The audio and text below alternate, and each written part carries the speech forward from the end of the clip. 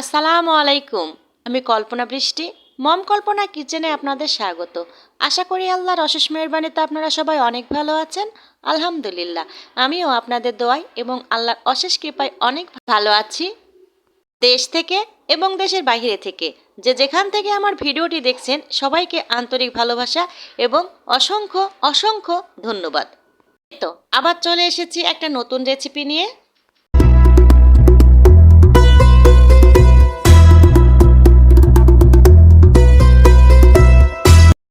বর্তমান বাজারে অ্যাভেলেবল একেবারে ফ্রেশ, টাটকা, নতুন নতুন কিন্তু সবজি উঠতে শুরু করেছে।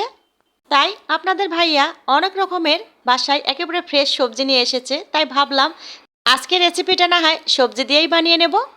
হ্যাঁ বন্ধুরা, অনেক রকমের টাটকা সবজি দেখে অবশ্যই বুঝতে পেরেছেন আজকের রেসিপিটা কি হতে যাচ্ছে। হ্যাঁ বন্ধুরা, আজকের রেসিপিটা হচ্ছে সবজির খিচুড়ি। তো চলুন কি কি উপকরণ বা কি কি সবজি দিয়ে আজকে রেসিপিটা আমি তৈরি করব একবার পরিচয় করিয়ে দিই।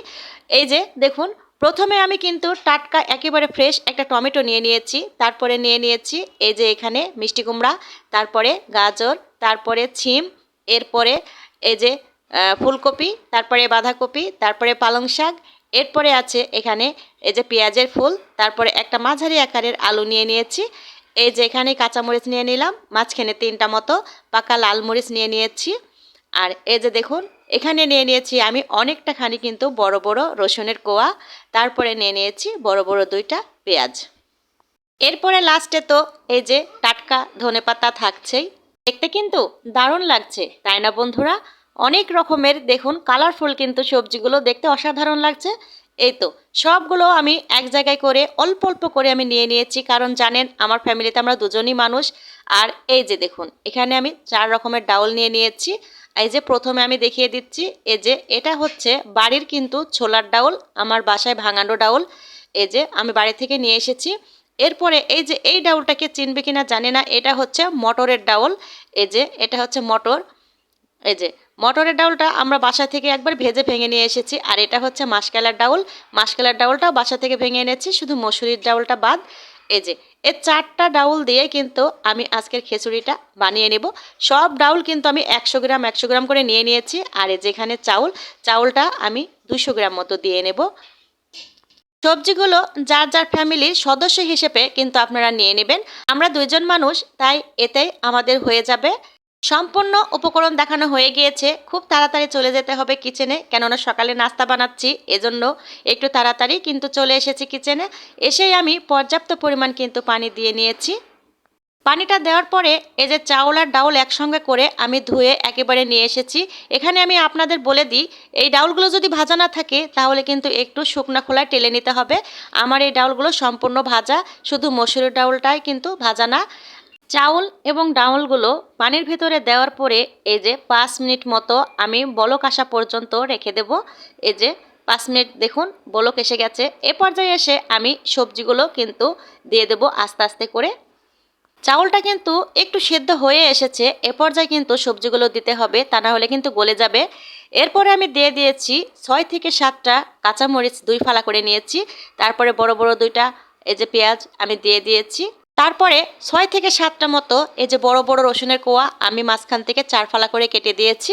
এবার আমি 5 মিনিট মতো ঢেকে দেব, সবজি থেকে পানি বের হওয়া পর্যন্ত। এই যে 5 মিনিট পরে পানিটা বের হয়ে যাওয়ার পরে কিন্তু আমি লবণটা দিয়ে দেব। লবণ দেওয়ার পরে এই যে দিয়ে দিয়েছি 1 চামচ ভরপুর কিন্তু হলুদ। তারপরে এখানে আমি দিয়ে দেব 1/2 চামচ জিরে, ধনে, তারপরে হচ্ছে গোলমরিচ আর মৌরি আমি এক জায়গায় করে শুকনা খোলায় টেলে নিয়েছি। নিয়ে এই যে অর্ধেকটা পরিমাণ এখানে দিয়ে দেব, আর রান্নার শেষে বাদবাকিটা দিয়ে দেব। এই যে এই মশলাটা যদি দিয়ে থাকেন তাহলে কিন্তু সবজি খিচুড়ির টেস্টটা আরও বেড়ে যাবে। মশলাটা দেওয়ার পরে একটু ভালোভাবে মশলাটা মিশিয়ে নিয়ে 2 মিনিট মতো আবার আমি ঢেকে দেব।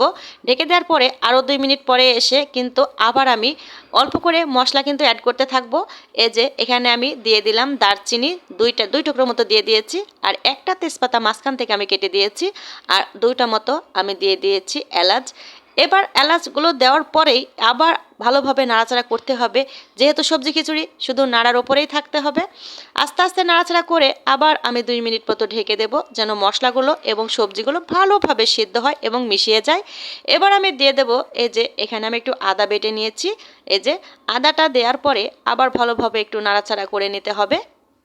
এমনভাবে নাড়তে হবে যেন পাতাকপি, তারপরে পালং শাক এগুলো কিন্তু মিশে যায়, আর এই যে মিষ্টি কুমড়া বলে নিয়ে বলুন একটু একটু আস্ত থাকে, ঠিক সেভাবে নাড়াচাড়া করে নিতে হবে।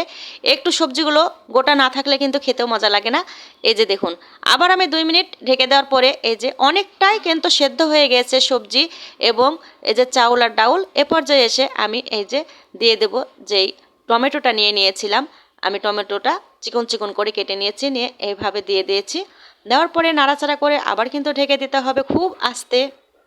এই তো সবজিগুলো আর ডাউলগুলো আর চাউলটা সুন্দরভাবে কিন্তু সেদ্ধ হয়ে গিয়েছে। এ পর্যায়ে এসে আমি এই যে খিচুড়িটা কিন্তু বাগার দিয়ে নেব।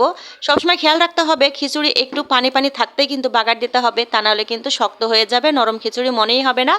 এই যে এ পর্যায়ে এসে আমি বেশ খানিকটা সরিষার তেল দিয়ে নিয়েছি। এরপর আমি 3টা মতো শুকনো মরিচ দিয়ে নিয়েছি। শুকনো মরিচের যে ভাজার একটা গন্ধটা, ফ্লেভারটা যেটা আসবে, সেটাতে কিন্তু এই যে সবজি খিচুড়িটার টেস্টটা আরও বেড়ে যাবে। এই যে এবার আমি বড় বড় আরও 2টা এই যে পেঁয়াজ আমি এখানে কেটে দিয়েছি কুচি কুচি করে। দেওয়ার পরে এই যে ভালোভাবে নাড়াচাড়া করে বাদামি কালার হয়ে আসতেই কিন্তু তখন আমি এই যে রসুনের কুচিটা দিয়ে দেবো। রসুন এখানে কুচি করে থেতো করে নিয়েছি।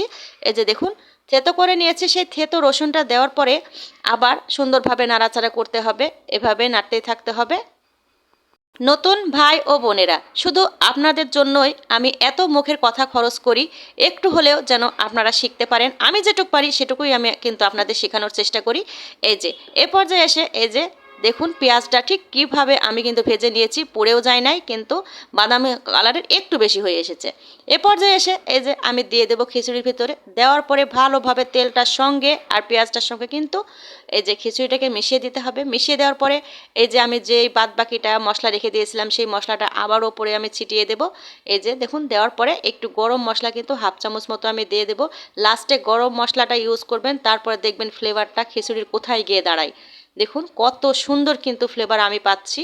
এইভাবে খিচুড়ি রান্না করবেন, দেখবেন 1 মিনিটেই 1 প্লেট খিচুড়ি কিন্তু শেষ। চুলা থেকে নামতেই আর এই খিচুড়ি খুঁজে পাবেন না। এই যে দেখুন লাস্টের দিকে তো এই যে অসাধারণ ধনেপাতা, একেবারে টাটকা ধনেপাতা দিয়ে দেবেন। এতেও কিন্তু ফ্লেভারটা আরও বেড়ে যাবে। যারা ধনেপাতা পছন্দ করেন শুধু তাদের জন্যই বলছি। ধনেপাতাটা দেওয়ার পরে ভালোভাবে নাড়াচাড়া করে এ পর্যায়ে যদি আপনারা 1 চামচ ঘি অ্যাড করতে পারেন তাহলে তো আরও ভালো হয়। আমার আসলে খেয়াল ছিল না ঘিটা দিতে। এই যে দেখুন হয়ে গিয়েছে খিচুড়ি আমার। অসাধারণ হয়ে গিয়েছে আমার এই যে সবজি খিচুড়ি, নরম খিচুড়ি। দেখুন কালারটা কিন্তু অসাধারণ হয়েছে। দেখুন একেবারে সবুজ একটা হলুদ কালার এসেছে। এই তো হয়ে গেল আমার সেই কাঙ্ক্ষিত ভরপুর ভিটামিনযুক্ত স্পাইসি এই যে সবজি খিচুড়ি। সাথে যদি এই যে গরম গরম ডিম ভাজি হয় তাহলে তো কোনো কথাই নাই, আর একটা লেবু তো থাকতেই হবে। দেখুন কত সুন্দর কালার এবং নরমের মাঝখানে কিন্তু কত সুন্দর একটা নরম রেখেছি আমি, বেশি পাতলাম না বেশি ঘনও না। ঠিক এইভাবে আপনারা এই যে সবজি খিচুড়ি বানিয়ে নেবেন। কে কে এই সবজি খিচুড়ি বানিয়ে খেয়েছেন অবশ্যই আমাকে কমেন্টসের মাধ্যমে জানাবেন কেমন হয়েছিল। আর যারাই এই ভিডিওটি দেখেছেন যদি ভালো লেগে থাকে তাহলে অবশ্যই একটা লাইক দিয়ে দেবেন, আর সাথে একটা সাবস্ক্রাইব অবশ্যই আমি আপনাদের কাছ থেকে চেয়ে নেব। যে ভাই বোনেরা আমার ভিডিওটি দেখেছেন কিন্তু একটা লাইক আর একটা সাবস্ক্রাইব করতে ভুলে গিয়েছেন, এমনটা হয় অনেক সময়, তারা অবশ্যই একটা লাইক একটা সাবস্ক্রাইব দিয়ে দেবেন এবং পাশে থাকা বেল বাটনটা অবশ্যই প্রেস করবেন, তা না হলে আমার নোটিফিকেশন যথাযথ আপনার কাছে পৌঁছবে না। কথার ভেতর যদি ভুল ত্রুটি হয়ে থাকে তাহলে অবশ্যই ক্ষমার চোখে দেখবেন।